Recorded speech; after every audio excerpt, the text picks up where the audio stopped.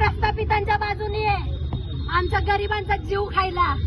आता एखाद्या झोपडपट्टीत काही गुन्हा दाखला असता तर 10 जणांना अरेस्ट करून आणलं असतं.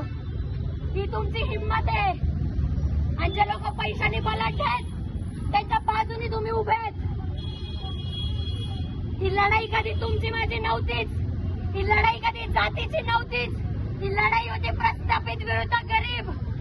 आम्ही सुद्धा तुमच्या बाजूने उभे राहू जेव्हा तुमच्यावरती अन्याय होईल. याला चळवळ म्हणतात. तुम्ही छत्रपती शिवाजी महाराज विसरले. ते लढलं नसतं तर तुमच्या अंगावरती वर्द्या आल्या नसत्या.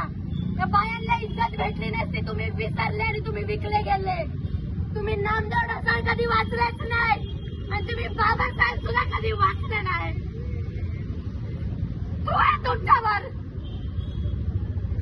तू आहे तुमच्यावर, वर्धनवर तुमच्या विकले गेले तुम्ही सगळे. आणि या देशाचे शासन करते लाचार झाले, लाचार. 4 दमड्यांसाठी हा देश माझा राहिलाय की नाही हा प्रश्न विचारते.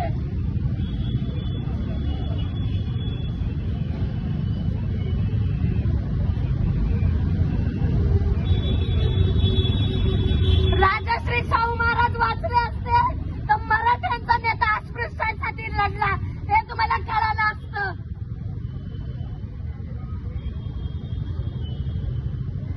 पंचवीस वर्षाची पोरगी जाण झाली तुम्हाला म्हणून एवढे पोलीस लावले ते बंदोबस्त.